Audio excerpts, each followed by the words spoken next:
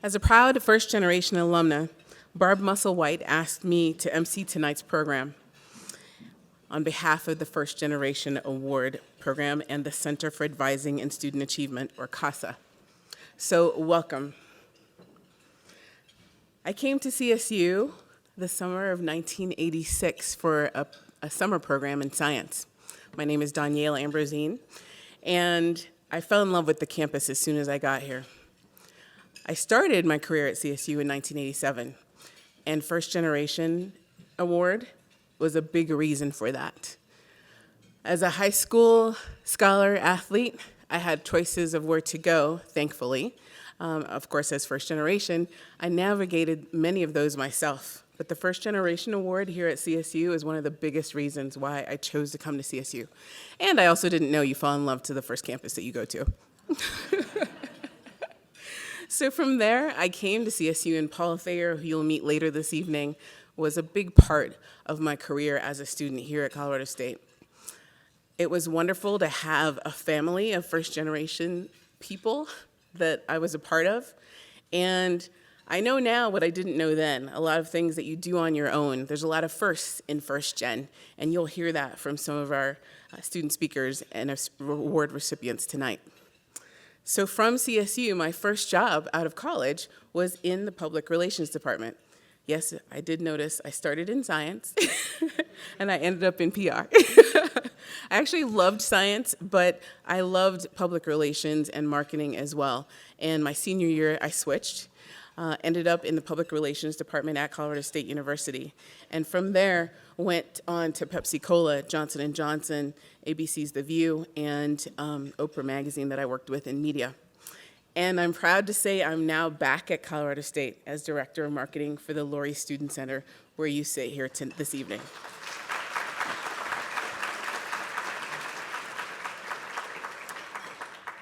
So before we move forward, I'd like to thank the Laurie Student Center staff and all of our friends and my colleagues at the Student Center for putting on this fantastic event and for the food and the setup and everything that you see this evening.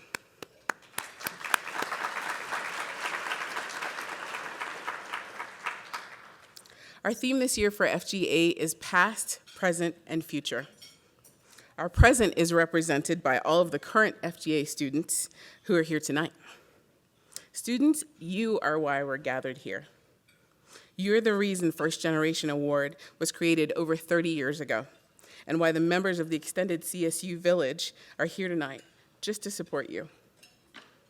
At this time, I'd like to ask our current First Generation Award students to please stand, and if you're able, so we may celebrate you.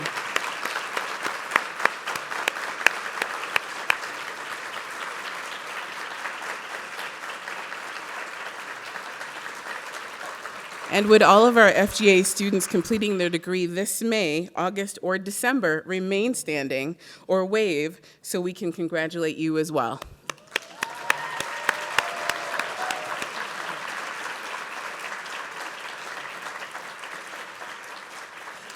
Please be seated.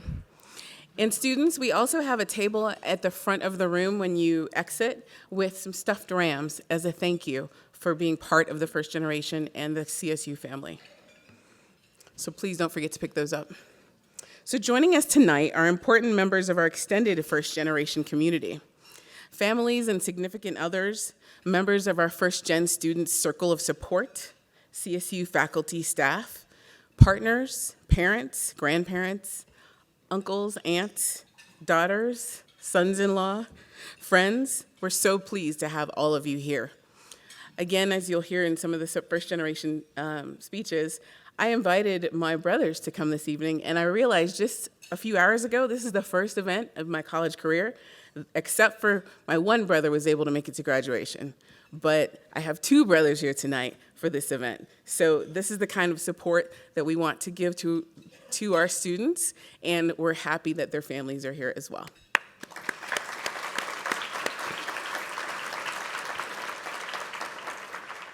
So it's now my great honor to introduce a man who's a champion for all CSU students and who demonstrates his high regard for first-generation educational pioneers. His actions and the support he's given to Paul Thayer and to Barb Musselwhite, again, you will hear from them later, and to the extended first-generation community is outstanding. Current CSU students have heard Dr. Frank, our university president, say, education should be available to everyone with the talent and the motivation to take advantage of it, to change the world. He was referring to access and the belief that it's at the heart of our first generation award program. Please help me welcome the Chancellor of the CSU system and the 14th President of Colorado State University, Dr. Tony Frank.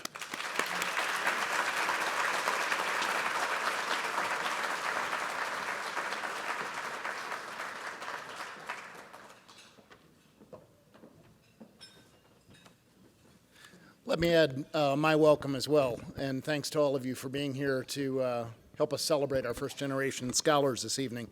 To the alumni of the first-generation programs and alumni of our Jackson Scholars programs, welcome back. We're very glad that you're here.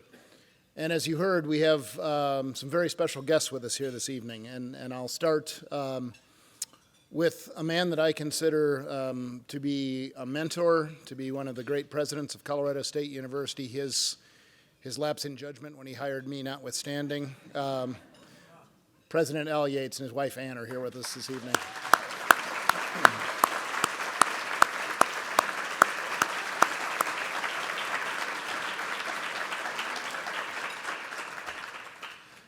Members of my cabinet, Council of Deans, thank you all for being here as well. We've got several former members of our Board of Governors that are here this evening.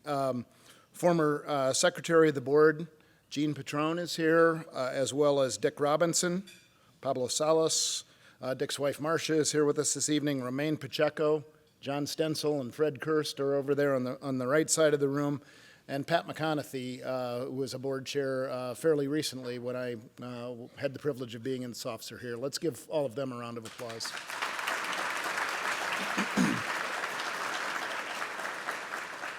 Now, I'll take just a moment and say one thing about my friend Pat McConaughey, that those of you that know, in 2009, at the start of the Great Recession, we worked hard, a lot of us. Robin Brown and her team in enrollment and access were a key part of this, to launch a program that we called Commitment to Colorado that has become a critically important sister program with our first generation programs. And it's a program that really looks to Pell eligible students and says, how do we cut through the clutter that's around enrollment and around financial aid, and how do we create a way that says to people, if you have that talent and if you have that motivation, if you have that drive, we will help you figure out a way to pay for college, and that we will package all of your aid that allows you to come to CSU without tuition and fees.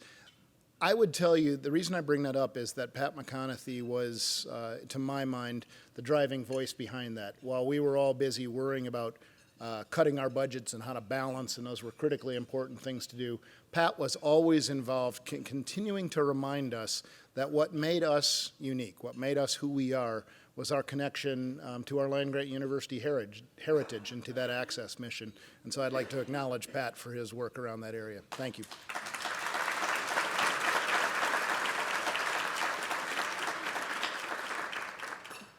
Mostly I did that because I know how uncomfortable it makes him, and that really brings a smile to my face.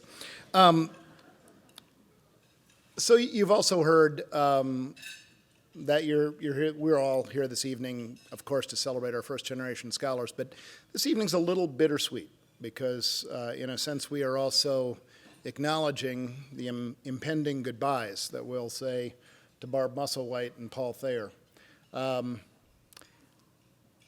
I bet Barb, before the evening started, that it wouldn't take me long to make her cry, and I think I'm going to lose that bet because I think she started before she got here. I don't think she stopped, and so I'm not sure how I can win that bet.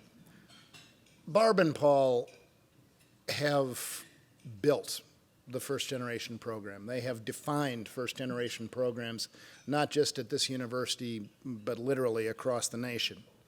They have been teachers to many in this room, and certainly teachers to all of us who had the privilege of working with them around these same topics. They never lost track of that land-grant university heritage and ideal that says what matters is you as the student. And everyone who has the ability to be at this institution ought to have the ability to succeed. Now, you two know that I am prone to quoting Lincoln. But last week, when I was in D.C., I was taking an early morning walk around the reflecting pool, and I got lost, as I often do there, and ended up in the Jefferson Memorial, and I was reminded of a quote that I thought would fit this evening. And etched on the inside of the marble in the Jefferson Memorial are the following words: "I have sworn upon the altar of God eternal hostility against every form of tyranny over the mind of man." Now, there's a really interesting backstory about that quote that'll have to wait for another evening, but suffice it to say for our purposes tonight that Jefferson was, of course, as all of us know, a tremendous advocate for the role of human reason in solving problems. And as I looked at that quote that morning, I thought, are there greater forms of tyranny over the human mind than to deny it its potential? To deny someone the chance to make the most of their abilities, to limit someone's ability to make the most of their life, of their family's life, to limit their ability to contribute back to our society. That's a tremendous tyranny. And I would suggest to you, Barb and Paul, that you have helped, over the span of your careers, lift that yoke. You have changed thousands of lives of CSU students, and thousands more through the ripple effect of your work, and thousands more through the ripple effect of all of those lives. And it's my hope that in your retirement, that's not true, it's my hope in your retirement that you'll be unhappy and you'll come back and want your jobs back.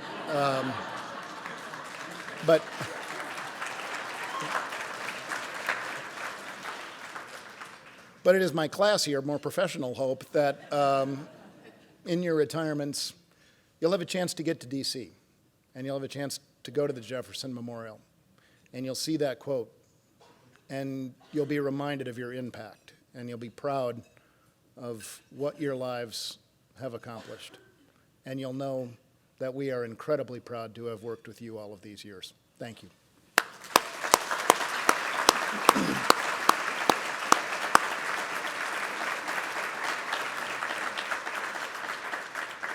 And lastly, to the reason we're here, our first-generation scholars, particularly the seniors who are about to cross the stage at Moby and collect your diplomas. You might recall that at your convocation, I have told all of you that when you cross that stage, you become the next link in a chain that remains unbroken, connected back to the desk of Abraham Lincoln when land-grant universities were formed. And as I was thinking about what I might say tonight, I realized that that's an inexact analogy. Because that analogy of a link in a chain, the link is inert. Someone else held the tongs. Someone else wielded the hammer. And in a very real sense in your lives, you built the furnace. You and your families ran the bellows. You held the tongs. You wielded the hammer. You have forged the links that are your own lives. Now, when you cross that stage, you'll move into the next phase of your life, and you'll have an opportunity to determine where it is you're going to apply that link that is your life. I hope what you take away from all of us is a feeling of intense confidence based on what we've seen, that wherever you choose to apply that link, you will do so effectively. We know that you have great power to do great things.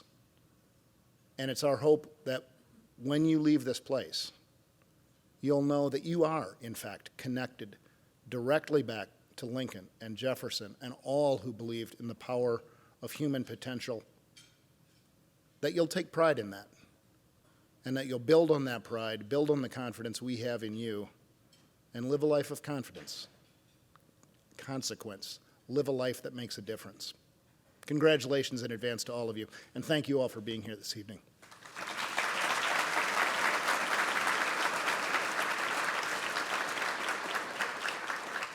Now it's my pleasure to welcome to the stage Romaine Pacheco, who serves as the director of the Governor's Office of Boards and Commissions, a former member of our Board of Governors who has a proclamation to read.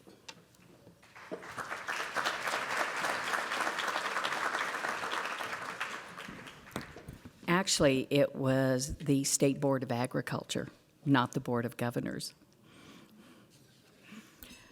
Thank you so much for allowing me to be here this evening. One of the first events that I attended when I came onto the board for CSU was the First Generation Banquet. That evening truly said to me, this is what CSU is about. It is about students. It is about access. It's about ensuring that students have an education that they can be proud of, that they can go out into the world, no matter where they came from, who their parents were, what their goals, what obstacles that they had in front of them.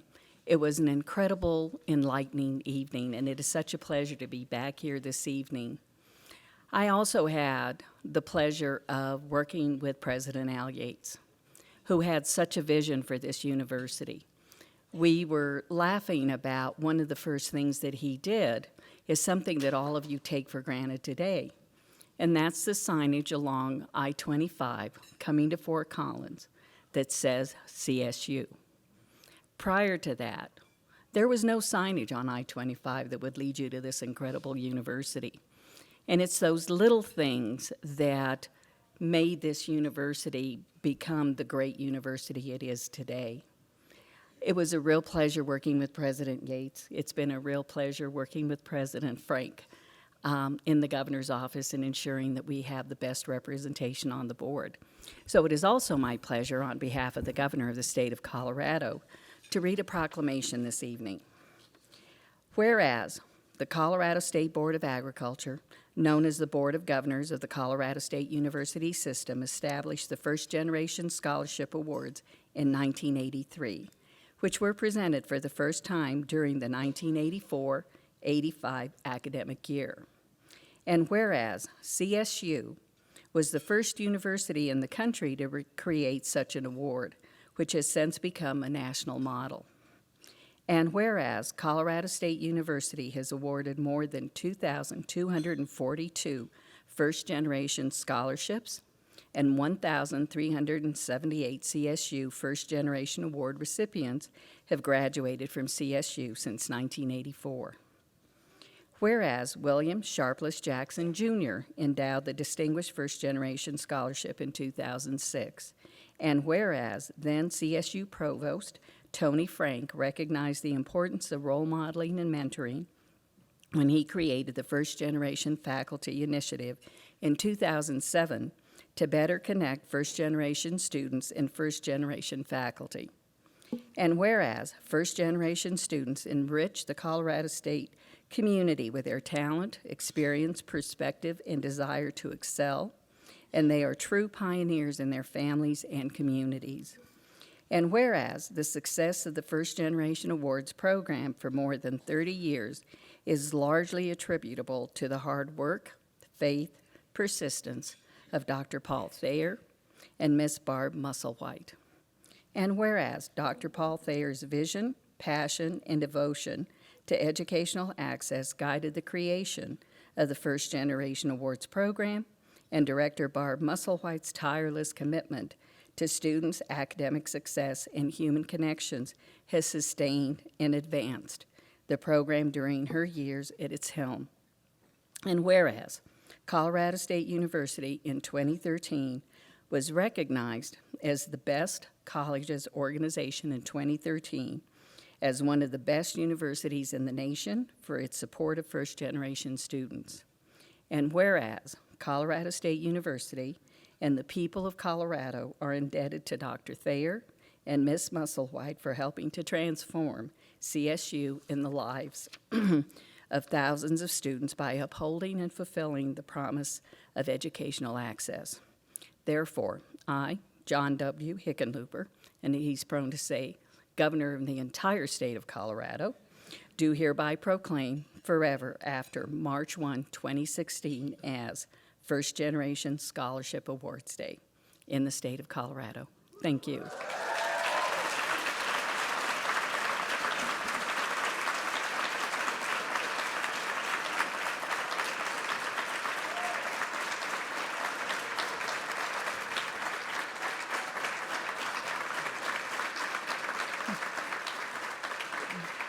This is the proclamation that will be presented to Dr. Frank as well as to Dr. Thayer and Barb Musselwhite.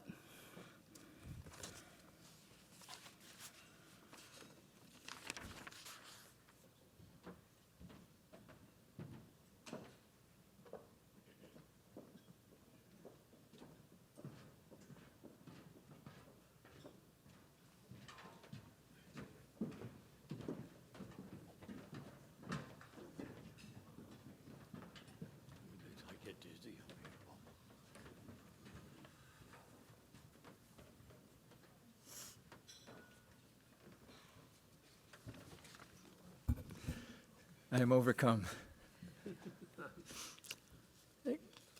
Clearly, this First Generation Award program and this event is and has always been about the students. At the same time, it's about generations. You, the students, are the first generation in your family to earn a degree. You are indeed the pioneers. You are also the hope of the generation before, the hope of your parents or guardians for a life of greater possibility. So this is about the hope as well, the hope of generations for the next. It's no understatement to say that you, the students, are the living hope of the generation before. Now, a generation these days is about 30 years, time between somebody's birth and they're growing up to give birth to the next generation. We're here in this room today celebrating you, the students, those relatively new to the university and those about to graduate, because about 30 years ago, a generation before, there were those with the vision, the faith, to put in motion the forces that have brought us here. We're indeed in the presence of history, but it's not an anonymous history. Those who conceived and nurtured the First Generation Award program were very real and very human.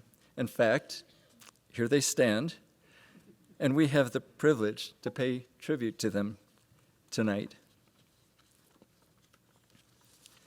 We've invited 5 to the platform, 5 to represent all of those who are part of that history.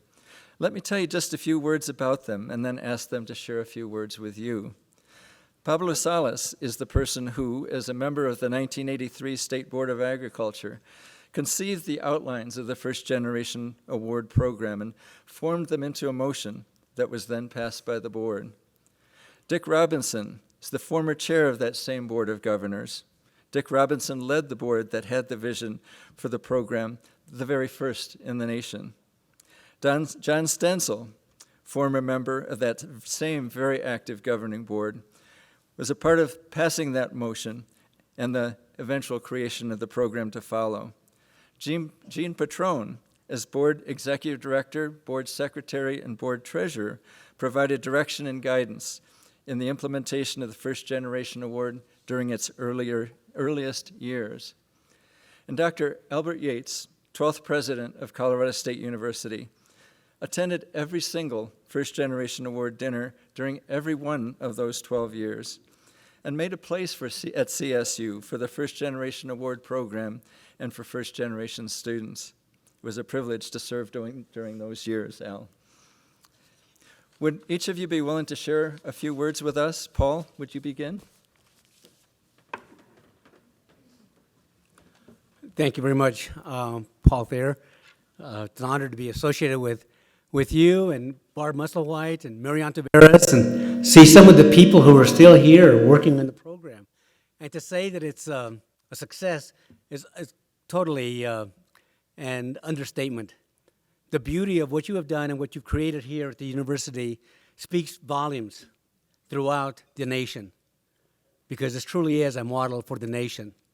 And you need to know that this program was born out of frustration. It was born out of a dream I'm an individual who was just frustrated that individuals who could not afford a college tuition were not able to come solely because of economic reasons. Probably each first-generation student out there knows this very well, because the lack of money that prevented an education, and so many lives were lost in that process. Today, we're getting that back through this program. And I need to applaud each and every one of you who are participating in the program. I also need to applaud people like Paul Thayer, Barb Musselwhite, Marianne Taveras, Dr. Yates, and my good friend Gene Petrone. And I remember the day it was born, because we were walking outside of the state capitol building near the state services building, and I said, Gene, there's got to be something out there, some program that we can create that would make college accessible to students who cannot otherwise afford to go to college. Gene and our legal counsel, Pat Garcia, immediately started working on that, took the ball rolling, involved the individuals that you see on this stage today and others, including the administration, and made this, and started the ball rolling to make this program the success that it is today. So I applaud the administration for hanging in there and working and doing their job so well that we have what Paul Thayer's called, what people have called, a model for this nation. Thank you, each and every one of you, and I applaud you.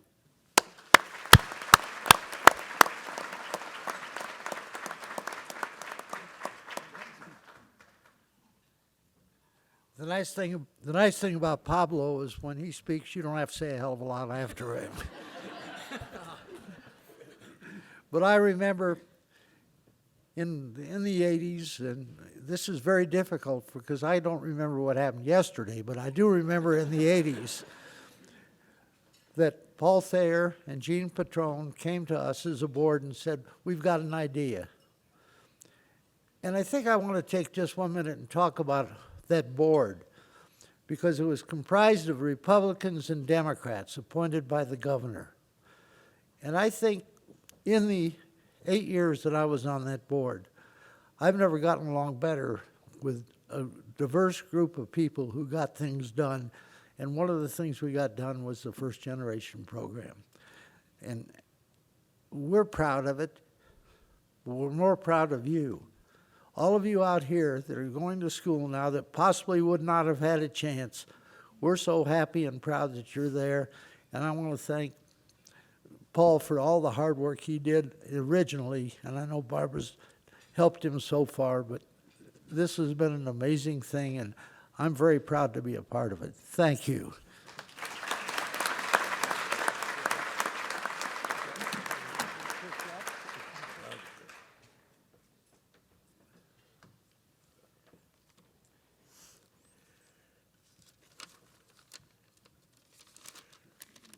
Dr. Frank and Dr. Yates, Gene Petrone, and other members of the board, and we were known as the State Board of Agriculture at that time, and to all of you who are recipients of this great program. It's an honor for me tonight to take a few minutes and talk about the First Generation Award program. I want to thank all of you for the invitation for myself and my wife, Marion, to attend this special occasion. I cannot believe it's been more than 30 years since we passed that motion to make this happen. I do not know where the time goes, Dick. It's hard to remember all of those things that we did do, but I do remember the discussion that we had. We were not only talking about First Generation, but we were talking about Pell Grants, and we were talking about a number of other things that we needed to do to be helpful to the student body of this great university. You know, you're celebrating more than 30 years of financial assistance, and I want to say to all of you, when I think about what we did, John Stencil, I'm a First Generation graduate of Colorado State University. And when I think about my family of immigrants, those of us who wanted to attend college and our parents wanted to make sure that we got a 4-year degree education. Here I came, here I graduated from this great university, and I want to say to all of you, if there's some way that we can give more of you an opportunity to be a part of this program and be a part of graduating from a university like Colorado State, I think we need to find a way to make that happen. And Dr. Frank, I mentioned your name earlier, but I want to say to you, perhaps those of us that are standing up here tonight can find a way to help you, Paul and Barb, and I know you're leaving, Barb, but you can't do that yet, to add more people to this great program. We got to find the dollars to expand and enhance the program. So let's find a way to do that. I want to thank you again for allowing us to participate tonight. Congratulations to all of you who are recipients, and best wishes, whatever you may do in your life and throughout the rest of the time that you have on this planet. Thank you.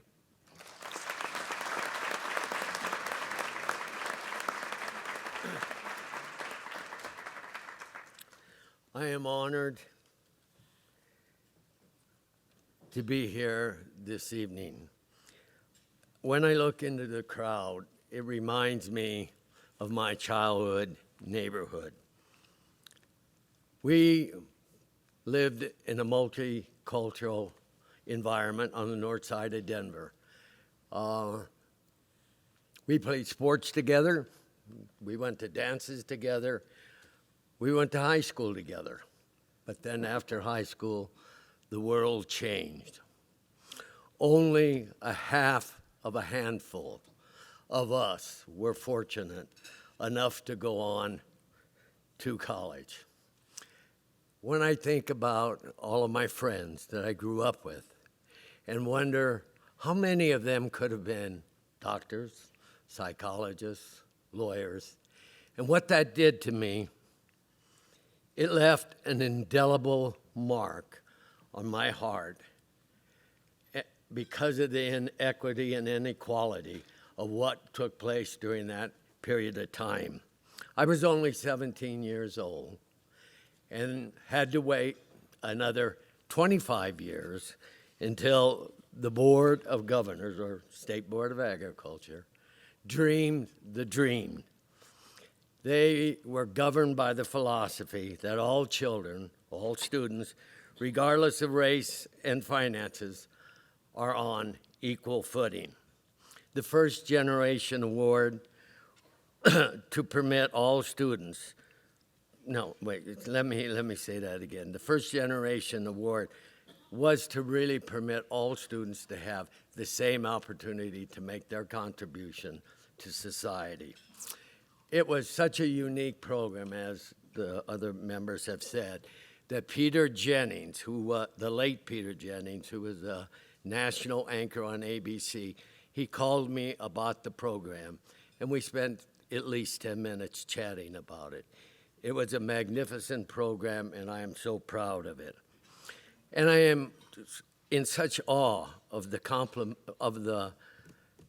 accomplishments and the successes. When I look and see that over 85 or close to 85% of the First Generation Awards graduates receive their degrees, that's unbelievable because it's better than the mainstream of the university. When I look at how many of the prior students received master's degrees, and there probably is 30 to 40, 3 or 4 people received PhDs. They're on the faculty today. And we also have some veterinarians that are also. So I must say that the program has been an outstanding success. But the success is attributable to the 3 or 4 items. One, the continuing commitment and the present president of CSU. Secondly, the dedicated faculty that work so closely with the first generation people. And thirdly, the overwhelming support that my good friend and old colleague, Paul Thayer, has done from the very beginning, as well as Barbara. I really want to close with another major contribution that this board and those that are no longer with us made.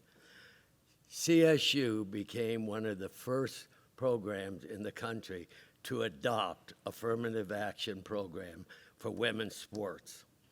Tough decisions had to be made, and they made those decisions, and I commend them. They were my friends, and they are my friends. I love them. Thank you.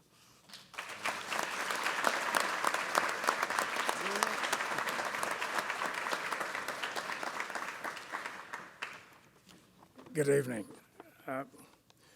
My wife and I drove up just a bit ago,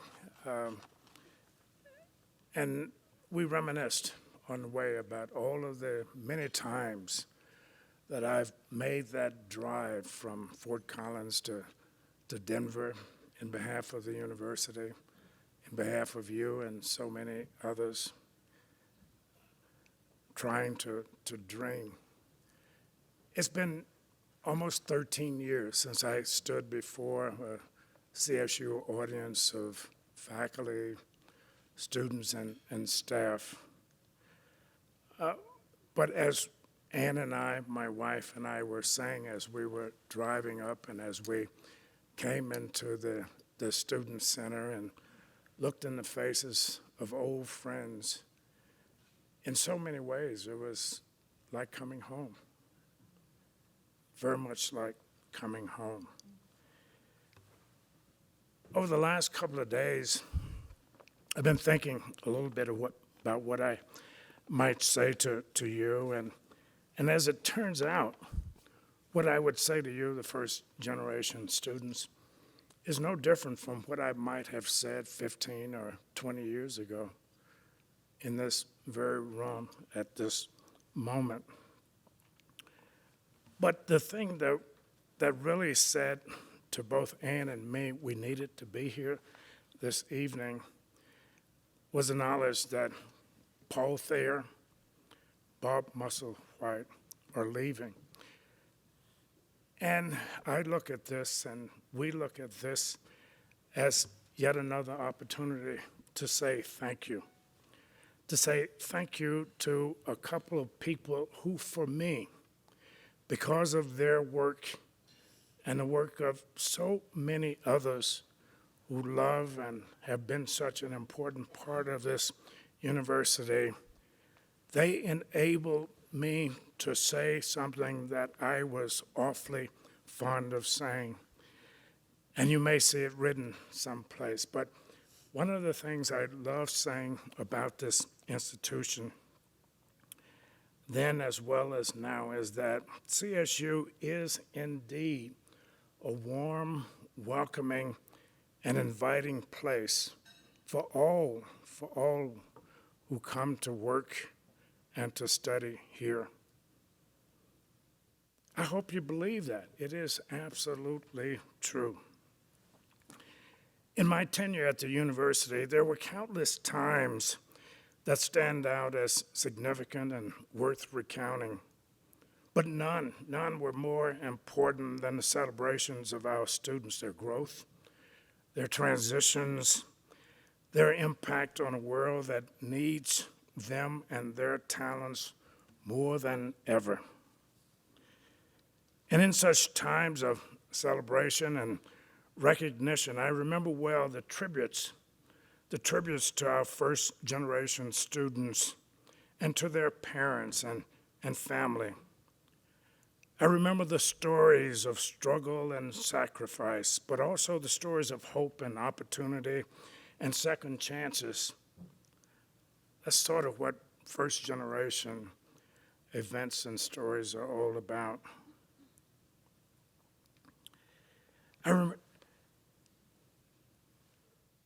In fact, I would say those were very special times for me, coming here, talking to you, and it was made more so by the fact that I, too, was a first-generation student. I was the first in my family and my extended family and everybody that I knew who was related to me ever even to think about going to college.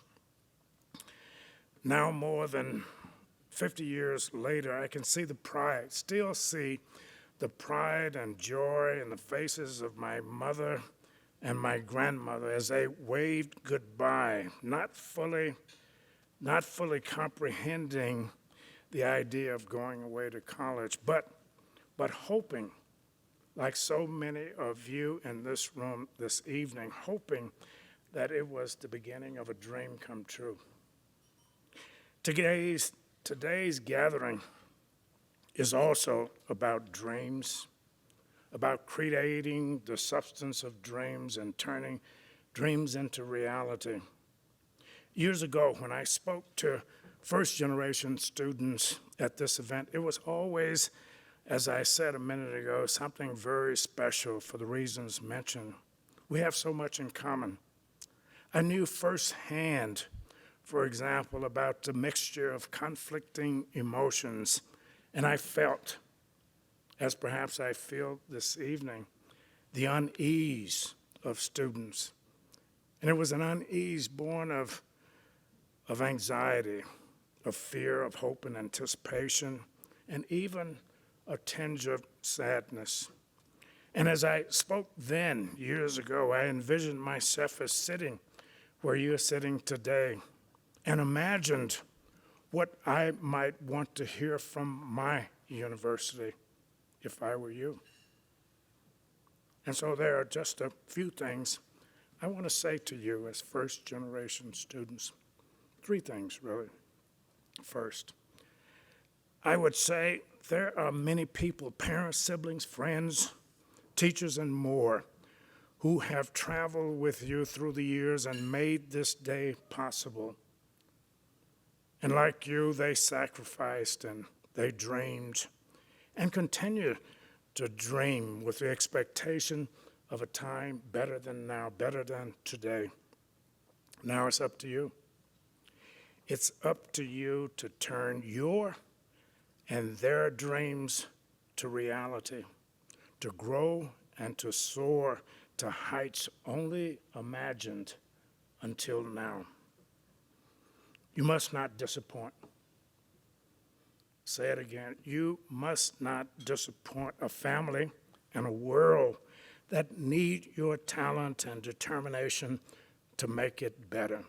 Second, more than you can imagine, this university, as President Frank said just a few minutes ago, wants you to succeed. I remember as a child, I was often told the key to success is to pull yourself up by your bootstraps. And I often wondered out loud, but what about those who have no boots? Well, I've always had boots, although at times without soles. But I also had something far more important than that. I enjoyed the outstretched hands of those like Paul and Barb who offered care and support. Here at this place, at this university, there will be many hands that reach out to you. Hands, as we used to say and continue to say and say so often, hands that truly understand that your comfort in this new place to you is the first and most important step towards success. And so I have a second request of you. Ask for, and yes, demand help whenever you need it. The university will give it and is pleased to do so. Third, for many years now, when asked, even in a casual greeting like tonight, Dick Robinson asked me how I was doing, how I was feeling, what I am doing. My answer, quite frankly, is almost always the same. And I say, I quote, "I'm doing the best I can." End of quote. For me, that response is aspirational. My hope always is to approach each day, each task, each challenge with the best effort I can muster. You see, my biggest fear in life is to look back at some moment in time on some aspect of my life with regret. Forced to say, I wish I had done it differently and better. I don't want to be there. And so I try to treat each minute, each opportunity, each person with great care and great attention. But sometimes, of course, my best is not quite good enough. But I can live with that. I can live with that so long as I am always able to say, I did my best. And so the third thing I ask of you is this: give the world your best. Give the world your best. Nothing less will do. And so finally, I want to end by saying something to you that I've said to many thousands of students over the years.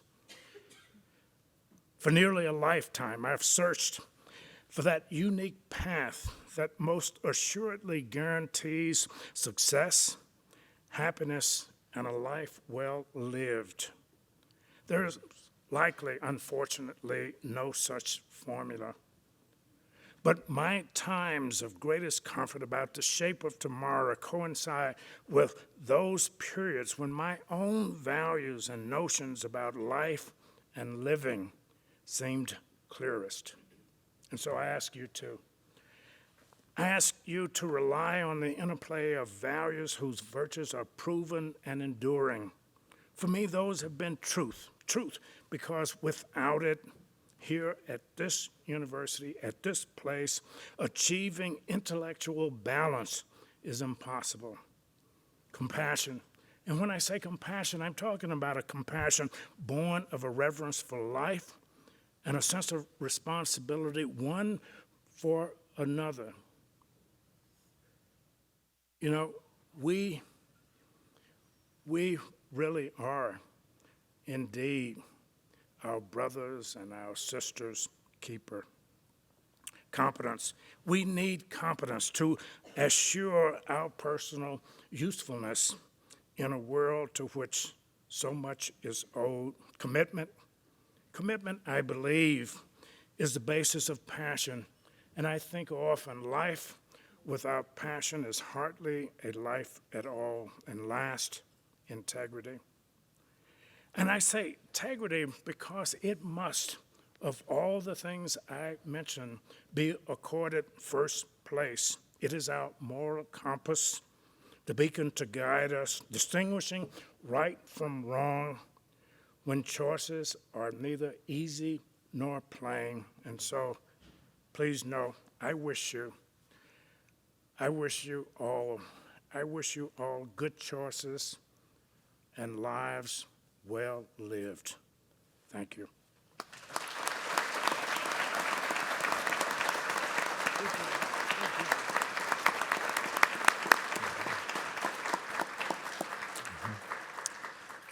Past and present are clearly alive and present with us tonight. These five, along with Romaine Pacheco, Fred Kirst, Pat McConaughey, later governing board members and champions of the First Generation Award program, all acted on behalf of future students they might never know.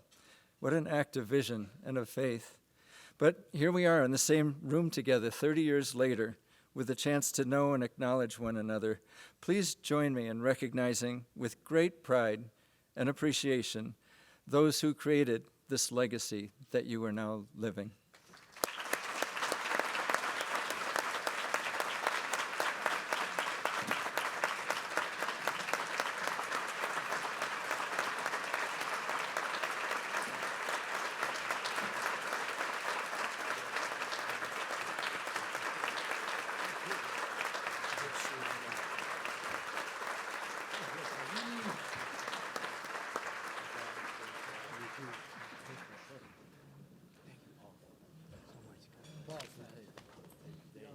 Oh. Paul, thank you. That was wonderful.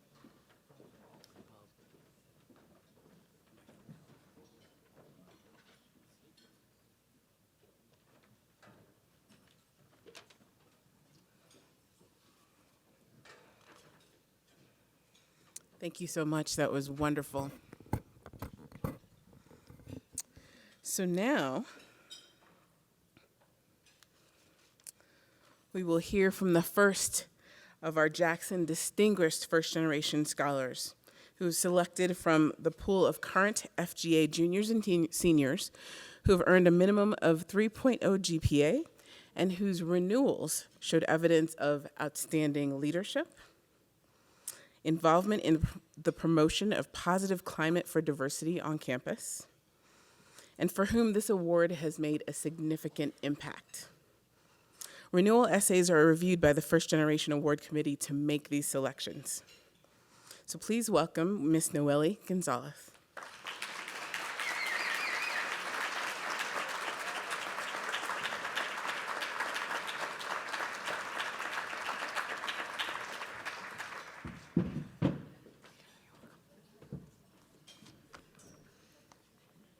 Hello, it's a pleasure to be here tonight.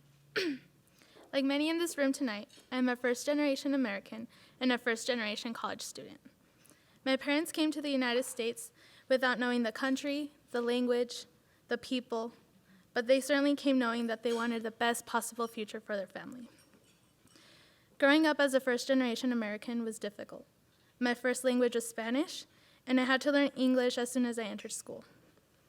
Like some of you, I became the official translator for my family and handled anything from making doctor's appointments to translating at parent-teacher conferences.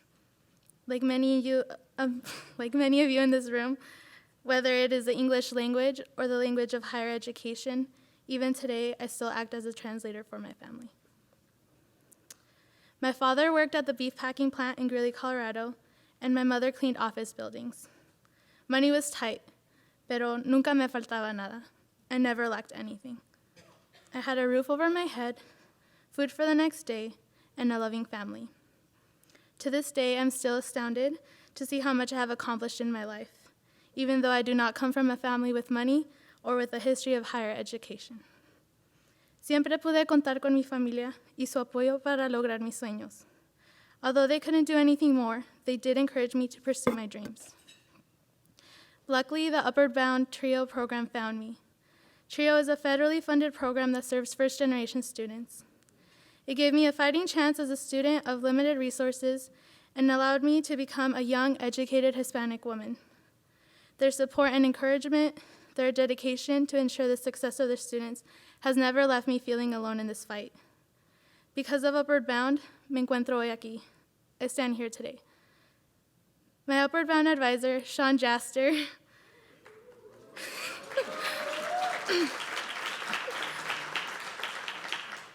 has been an amazing support system for me. He is the one who has encouraged me to apply to the First Generation Scholarship, the Key Communities, the President's Leadership Program, and to apply for the alternative break service trips here at CSU. Through his support and that of many others, I have become encouraged to continue to be involved and look for more communities here at the university. I applied and got accepted to the Reicher Scholarship Program, which, like the First Generation Scholarship, has truly blessed me in so many ways. I chartered Colorado's first chapter of Kappa Delta Chi Multicultural Sorority, and this organization has opened so many doors for me and has prepared me as a student, a citizen, a sister, a leader, and an advocate for young women, where I empower them and serve as a role model, offering guidance to them and helping them become strong and independent leaders in the community.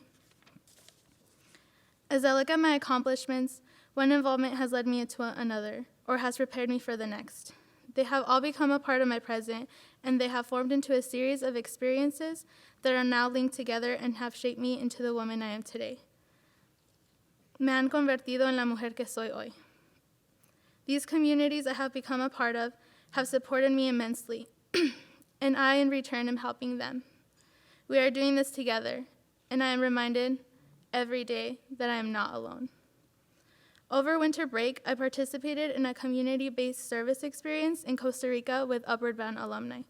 My experiences have completely changed me as a person and have changed my plans for the future. Being immersed into a new culture, living with my host family, and working with them on projects, and just experiencing a snapshot of their daily lives has opened my eyes. Oftentimes in America, we as first-generation students focus on all of the challenges we live in our lives, rather than remembering to appreciate all of the opportunities we do have. Although many of us here have limited resources, the gift of education is still possible for us. Que nunca se nos olvide que siempre hay mucho que agradecer en esta vida. Never forget that there is always something to be grateful for. Through this experience abroad, I have built many relationships with not only my host family, but with the community of San Salvador, Costa Rica. I'm in the process of applying to be a site leader for Walking Tree Travel, the program that sponsored our Costa Rica service experience. In fall 2017, I hope to pursue a master's degree in forensic anthropology at Texas State University. It is comforting to me that in any path I choose to take in my life, I will not be alone. Wherever we are, we can become a part of something bigger than ourselves. We can reach out to a group of people that we can count on to support us in any step of our educational or professional journey. Like tonight in this room, we as first-generation students form a community. We are a family, and we are not alone. No estamos solos.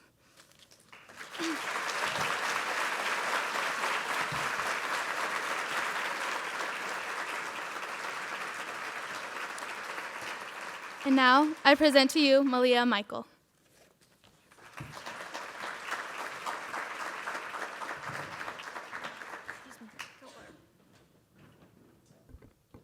Good evening, ladies and gentlemen.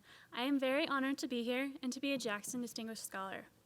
Ralph Waldo Emerson once said, "What lies behind us and what lies before us are tiny matters compared to what lies within us." As I think about this quote, I am reminded of how hard first-generation students work to earn their degrees, myself included.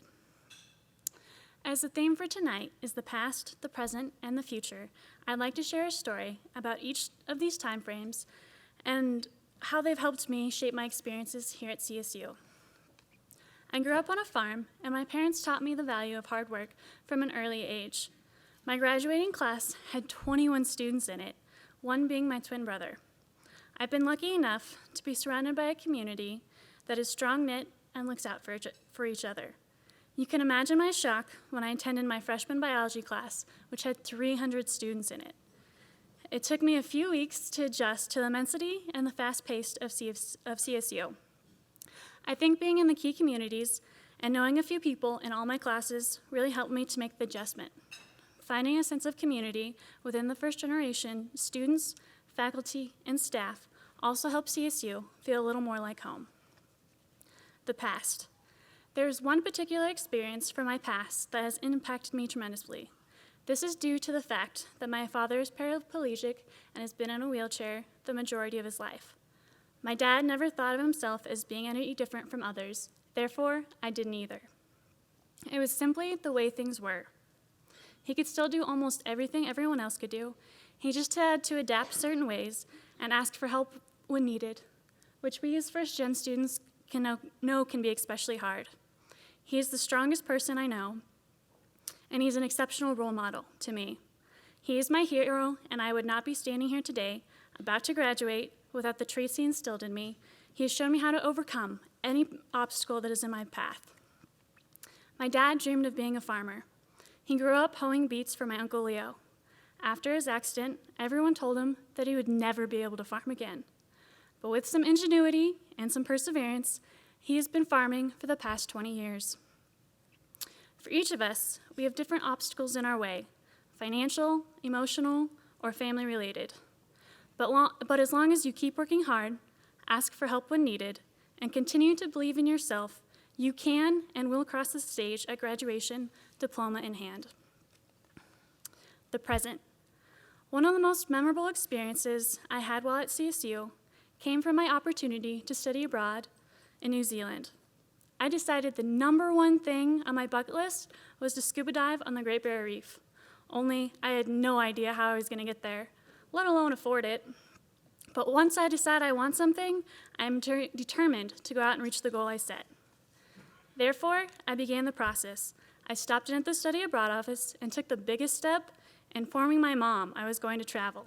Being the youngest and only girl, she was not thrilled about the idea. You know how moms can be.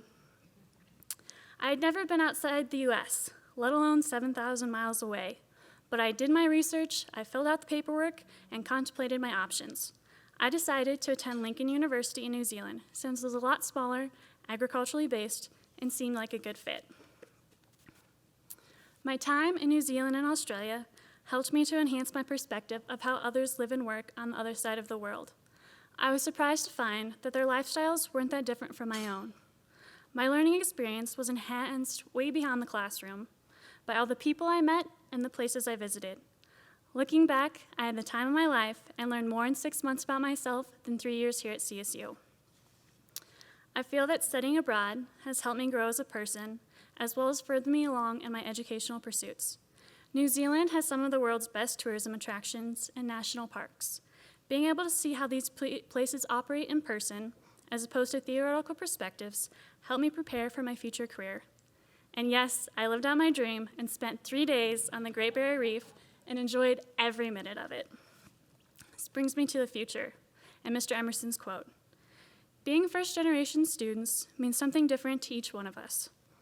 To me, it means that even though first-gen students have more obstacles in our path, we are more resilient because of the challenges we've had to overcome. We are determined because we know what it means to obtain this education, not just for ourselves, but for our family, friends, and communities. We are optimistic because we have had examples of people persevere against all odds and reach their goals. What lies within each and every one of us is a strength and determination to reach our goals that can't be matched. It is often through our struggles that we find our strength. Strength and resilience is a common quality I have come to find within each and every first-generation student I have had the honor to meet, and I am proud to be counted among them. These qualities will continue to serve you, me, and future first-gen students long beyond our graduation date. I cannot thank the First Generation Award Committee enough for the privilege of being a first-generation scholar as well as a Jackson Distinguished Scholar, and for the opportunity to be here tonight, representing a generation of students who are looking forward to a better future, in large part due to the generosity of people like Mr. Jackson and all of you. Thank you.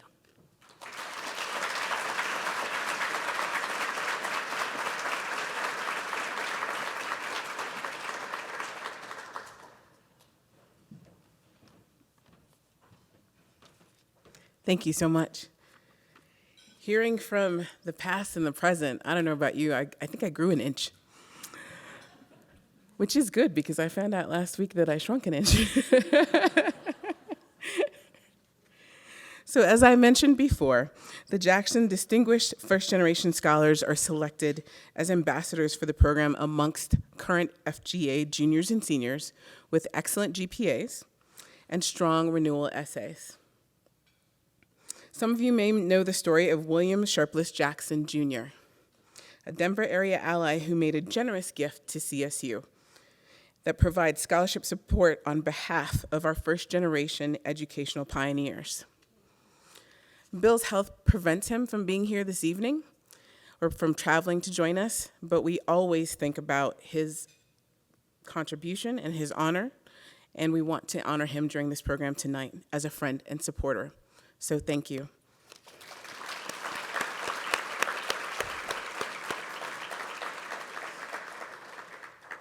Would Associate Vice President for Student Success, Dr. Paul Thayer, now join me on stage to recognize our Jackson Scholars?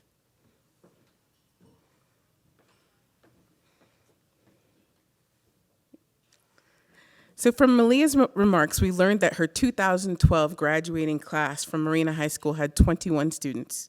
We also know that her determination and her resiliency run in her family. Completing a semester abroad, 2 degrees, graduating in 4 years, that's pretty exceptional when we consider the multiple jobs and the many responsibilities that she has. Malia's degrees in business administration with a concentration in corporate finance, as well as a degree in natural resources, recreation, and tourism, will prepare her for a productive career. She jumped into activities on campus in her first year as a member of the Braden Hall Activities Club while participating in the key academic community. She's been a Sunday school teacher on weekends during the week. She also works in the College of Business Graduate Programs office as a recruitment coordinator. She also previously worked with the dean's staff in the College of Business. Her additional experience as the Chief Sustainability Office for the College of Business's Summit Fund allows her to oversee a $330,000 student-managed portfolio, which is amazing in itself, and has given her insight into how her degree can be used in the future. She served on the Warner College of Natural Resources College Council and helped to plan the events to celebrate April 2013 Earth Day. Malia is a member of the National Society of Collegiate Scholars, Chi Sigma Pi Forestry and Natural Resources Honor Society, as well as Sigma Alpha Lambda National Leadership and Honors Organization. She's a recipient of the Gary and Leslie Howard Family Foundation Scholarship as well. Malia has learned the value of professional networks through her membership in the Colorado Hotel and Lodging Association and the National Association of Catering and Events. She looks forward to her graduation in May. Congratulations, Malia.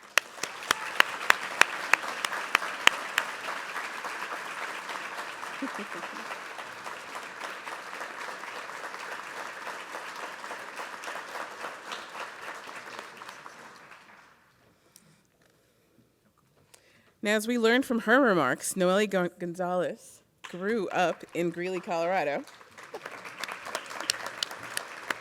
and is a 2012 graduate of Greeley Central. Like most first-generation award students, Noelle commits time to serve her community by volunteering. Her experience at the food bank of Larimer County and Project Homeless Connect, as well as Harvest Farm, a local rehabilitation center, have taught her the value of community consciousness. Noelle is a member of the National Society of Collegiate Scholars, as well as the Reicher Family Foundation Scholarship Community at CSU. She has served as a tutor for a broad range of kindergarten through 5th grade students in the Triunfo program. I promised I would not stumble on that word. As well as a peer to many students at the TRIO Student Support Services Academic Advancement Center here at CSU. She helped charter the Kappa Delta Chi Sorority Incorporated at CSU and has served multiple roles in that community of sisters. For the first 2 years as a CSU student, Noelle commuted between CSU and her part-time job at a restaurant in Greeley. For about 6 months during that time, she also worked at a second job at the Payless Shoe Source, a job she continues to hold to this day to help pay for the expenses of school. All 3 of this year's honorees were members of key learning communities at CSU. Noelle was in the key health professions community. She'll graduate this May as an anthropology major with a biological anthropology concentration and a minor in geography. We look forward to following her career. Congratulations, Noelle.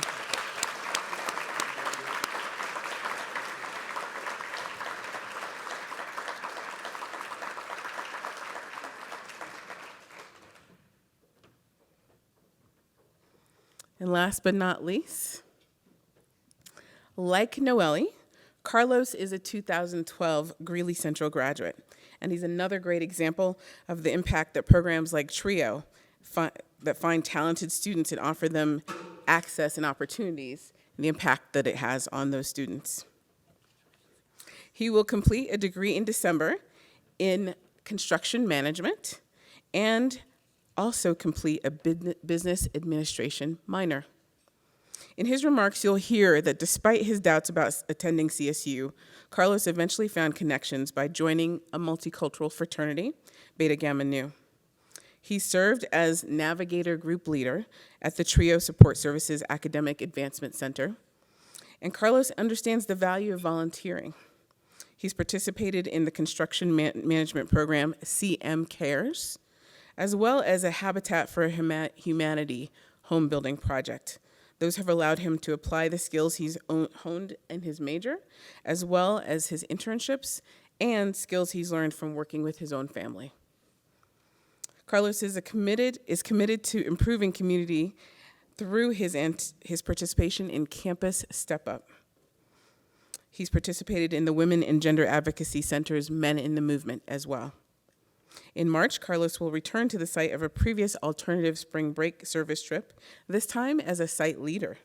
He'll co-lead a group of student volunteers who will visit the Sonoran Desert in the U.S. or at the U.S.-Mexican border, where they'll provide humanitarian aid to immigrants crossing the desert in search of a better life for their families. Carlos will complete another internship this summer and his remaining courses this fall. He'll graduate in December 2016. So congratulations, Carlos.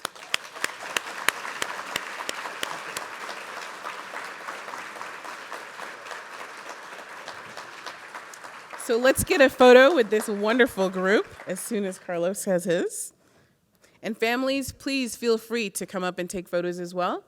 We will have the entire group together.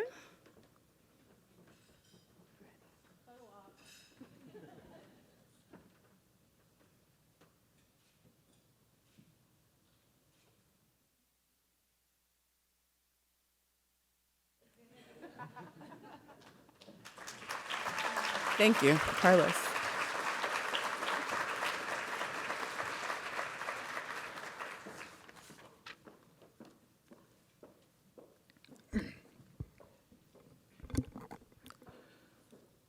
My collegiate journey began when I arrived at CSU for a campus tour during my senior year of high school. As soon as I stepped foot on this campus, I was thinking three things. Number one, this place is huge. The campus itself is like the size of Greeley, and that's where I'm from. Number two, I have no idea what I want to do with my life. People kept asking me, what do you want to major in? And I replied, I'm not too sure. Do you know what you want to minor in? Not too sure about that either. And then they asked me, do you know what college you want to be a part of? And I replied, I thought I was already at college at CSU. The funny thing here is that I had no idea what any of these things meant. Had no idea what a major was, let alone a minor. I didn't know there was 8 colleges at a college. By the end of the conversation, I was questioning if my name was even Carlos because I felt lost. And now number 3. The last thing I noticed, and the most obvious if I may add, is that I was the only person of color within my group, and perhaps the only first-generation student. I felt like I stood out. This is why I'm grateful for pre-collegiate programs that I was fortunate to be a part of in high school, such as Upward Bound. They assisted me, and they continue to assist first-generation students to not only understand college, but to get to college.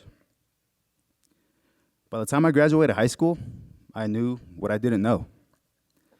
Once I started attending CSU that fall semester, it brought me back to the first time I stepped foot on this campus. I felt alone. Looking back, the only reason I felt alone was because I kept all of my doors shut. At the time, my key cluster was not part of Braden Hall. I didn't know what it meant to ask for help, and I thought I could handle it all on my own. I was too prideful and filled with this thing called machismo. It took me some time to break this barrier, and with the help of key communities, I eventually blossomed. I started going to campus events, such as Exploring Your Majors Fair. And I finally knew what I wanted to study because of this.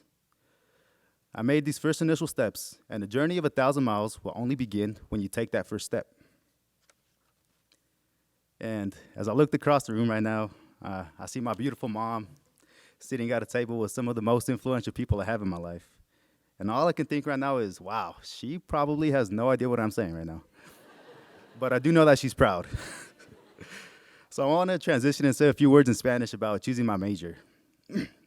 Cuando escogí mi carrera de estudio, me acuerdo yendo a la casa de mi mamá y le digo, when I picked my field of study, I remember going to my mom's house to tell her, Mamá, ya sé qué es lo que quiero estudiar. Y mi mamá me dice, oh, pues al fin. Mom, I know what I want to study. And my mom says, oh, finally. Y le digo, quiero estudiar la construcción. I tell her, I want to study construction management. Y me ve con unos ojotes como un sapo y se ríe. She looks at me with these frog-like eyes and she starts to laugh. Entonces le pregunto, Mamá, ¿por qué te ríes? So I ask her, Mom, why are you laughing? Y me dice, pues mejor vete a agarrar una pala y carrucha y te empiezas a trabajar con tu papá. She says, you might as well grab a shovel and a wheelbarrow and start working with your dad.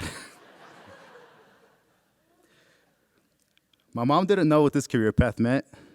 Like most first-generation students, our parents do not know what it means to be in college, so this experience is a learning process for both of us.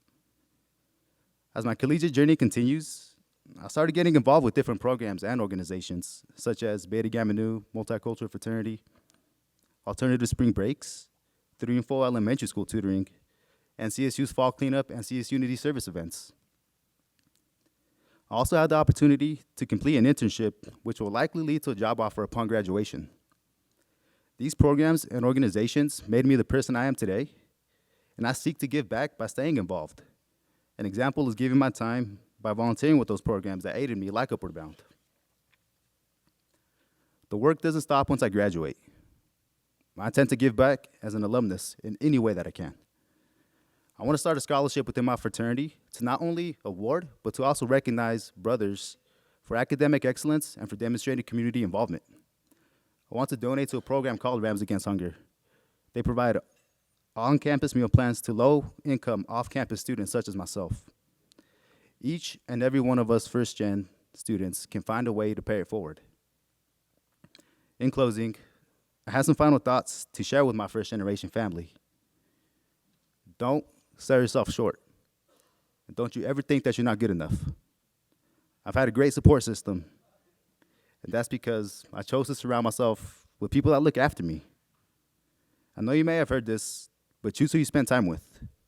And choose those that will help build on your qualities and work on your flaws.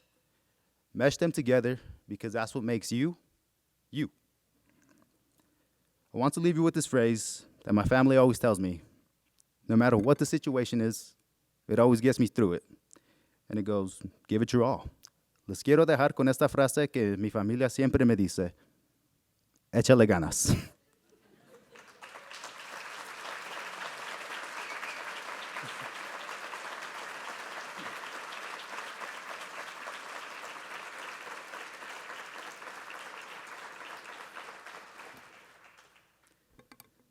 Now it is my great pleasure to introduce Paul Thayer, Associate Vice President for Student Success, Vanessa Trujillo, First Generation Award alum, and Gay Di Gregorio, Executive Director of CASA, to recognize Barb in the past, the present, and the future.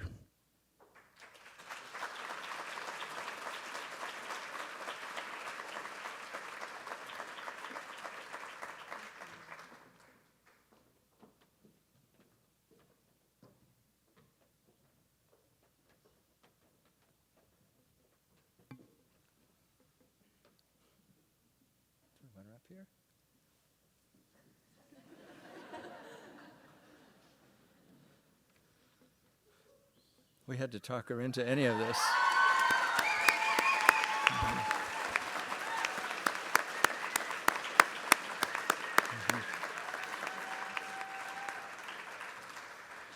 So I guess I'm the ghost of Barbara past.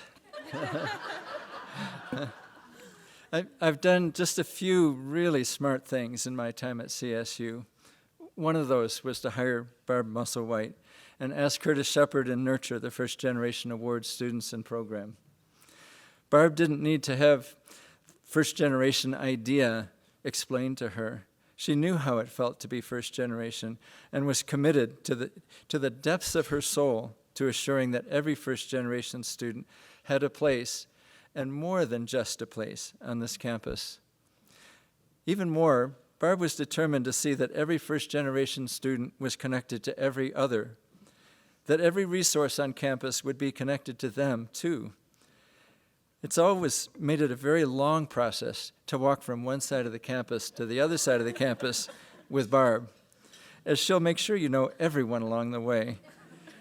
You come away late to your meeting, but richer for the many people, the many new people that you know now. Over Barb's 25 years, she has breathed her spirit into the First Generation Award program and its students, giving it the life, the vitality, and the sense of community that we see and we feel among us here. Barb, it's with deepest affection and admiration that we honor you for your unlimited contributions.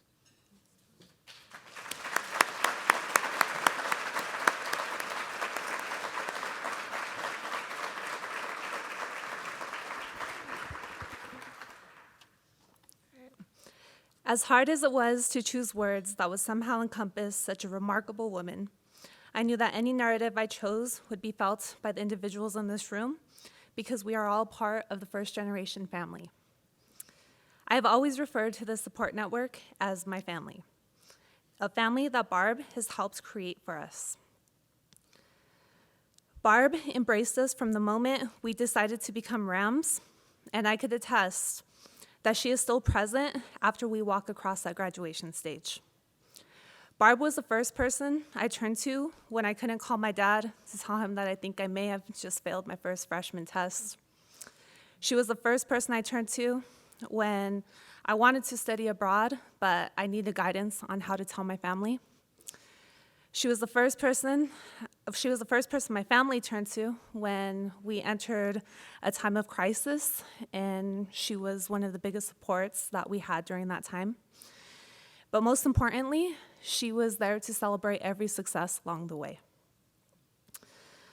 Whether it was providing guidance, an empathetic heart, a celebratory hug, or her resilient presence, Barb never once hesitated, and she knew exactly what to say and do every time. One of my favorite qualities about Barb is she is someone who leads by doing. If I had to choose one of the valuable lessons that Barb modeled, it would be to become someone who I needed when I was younger. She taught us that no matter who we become after graduation, to always remember who we needed along our paths.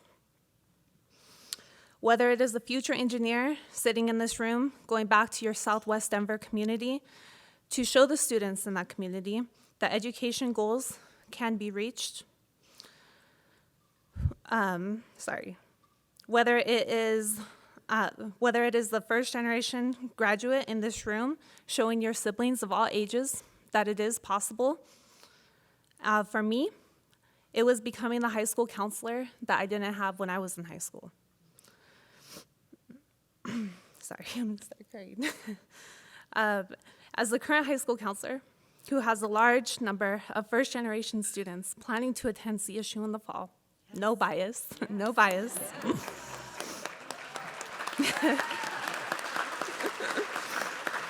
Go Rams. Yeah, I think we have 23 right now who have been accepted, so yes. I breathe a sigh of relief.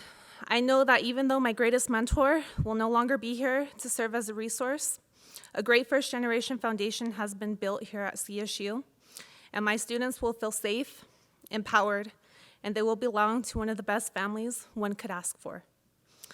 Barb, my CSU mom, I thank you from the bottom of my heart and soul for everything that you do.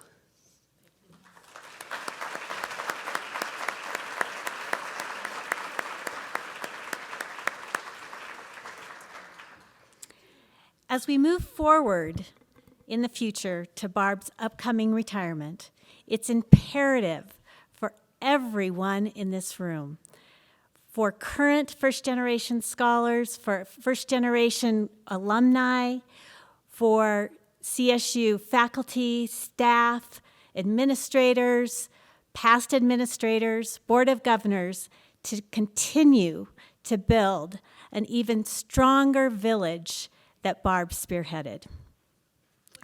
I'm confident I'm very confident that with Barb's legacy, we will continue to grow as a university. And the starfish pins on your table symbolize that growth in supporting students, one student at a time.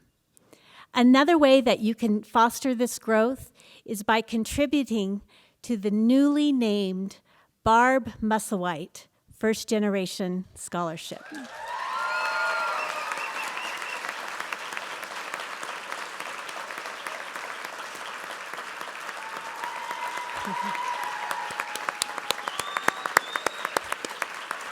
Thanks, Barb,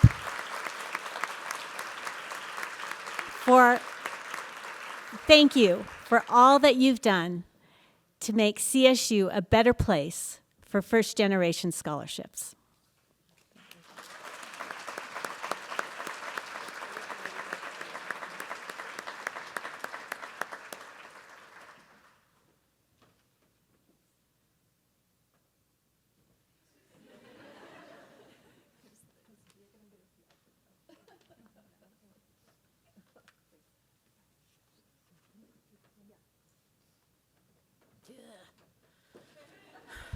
So yes, I did start crying at 3:30.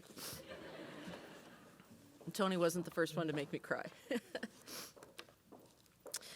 is truly humbling to stand here and receive thanks when there are so many people in the room who over the years have had a positive impact on me and our campus community. I'm humbled and grateful. It has been my great pleasure to have helped our campus village grow in our awareness of and appreciation for the life stories and circumstances of first-generation students and their families.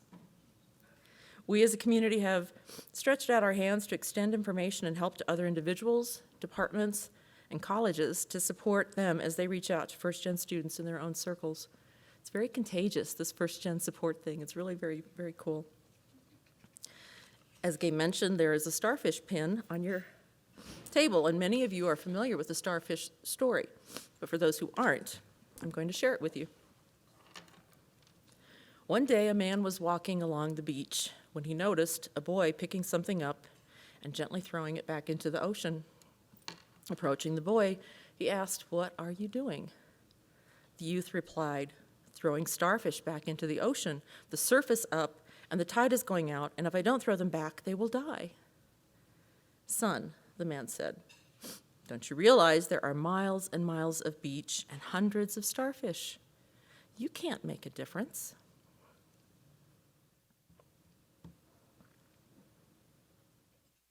After listening politely, the boy bent down, picked up another starfish, and threw it back into the surf.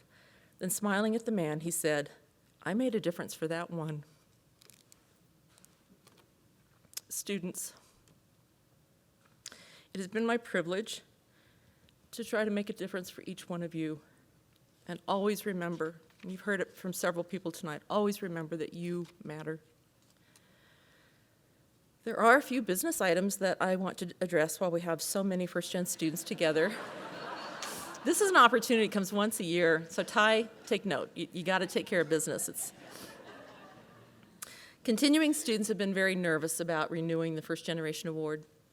The renewal application is not yet ready, but it will be ready in the next few weeks and definitely before spring break. And it's not due until May 1st. So if you were panicked thinking, I haven't seen the renewal, it's due March 1st, it's May 1st. I'll send you an email when it's ready, and you'll know it's a green light to go. But there is something about March 1st. There's some kind of deadline. There's some kind of paperwork. There's something. Students, what is it that March 1st is? FAFSA. You got it. FAFSA every year. FAFSA and/or the institutional aid form. So it's a priority deadline.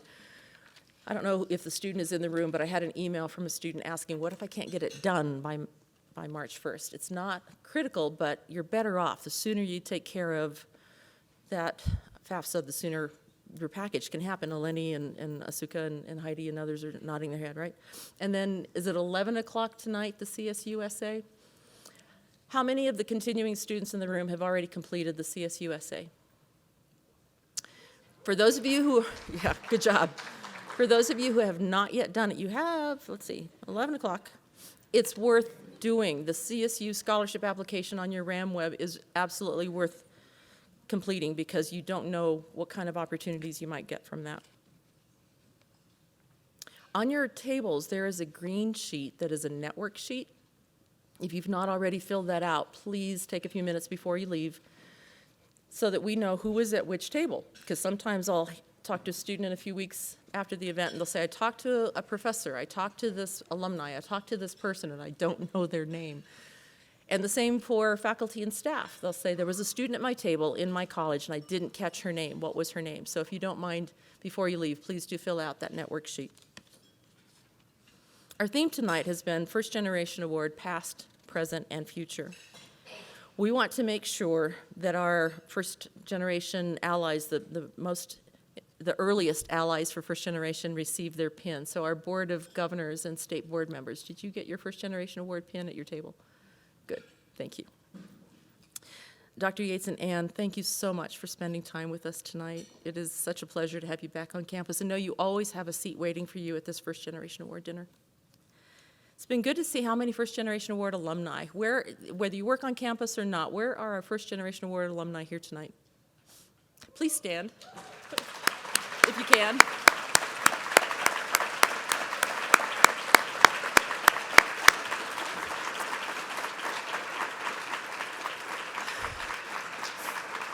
For over 30 years, Colorado State has made this opportunity available thanks to the vision of the gentlemen and folks who helped create it and to the board members who have helped sustain it. Students, I hope you saw who those alumni are. That's your network. Those are your siblings who can help you figure out what happens after I graduate. What does this all mean? And again, the networking sheets will help us with all of that. And alum, we are so proud of you and so glad that you made the trip tonight. Our present is represented by all of our resilient, capable, intelligent, and caring first-gen students in the room. Where are our first-gen current recipients again? Wave. Where are the 2016 graduating seniors? If you can, please stand or wave. If you're graduating in 2016.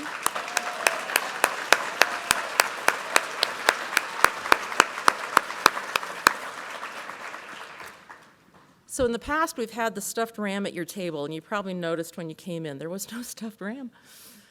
It's because they are at a table on the outside. Our priority is to get our first-gen graduates to get the stuffed ram, and then after that, students who are closest to graduation, so if you're 2017, you will also be able to get a ram. If anyone needs one and didn't get one, let me know. We'll take care of you. President Frank, you have continued to champion our first-generation efforts since the days you were our provost, and we thank you for all of that support. Our campus village is truly inspiring.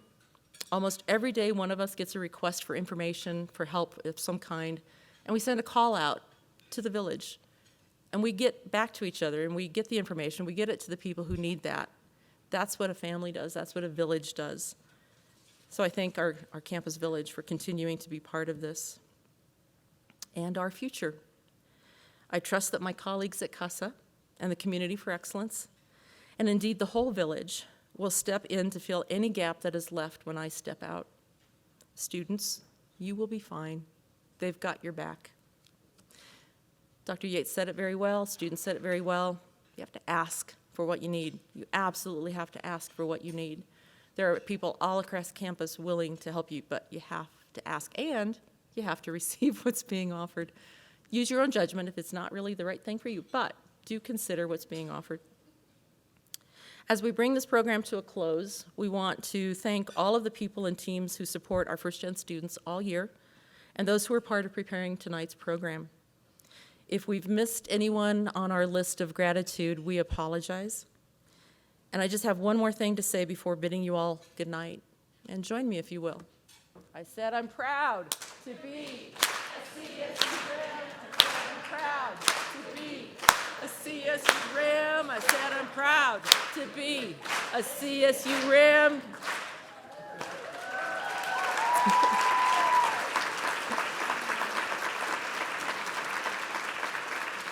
Thank you all for sharing this very special evening with us. Congratulations to all of our First Generation Award students, our soon-to-be graduates, our alumni. Thank you to all the families and guests who are here tonight. travel safely and good night.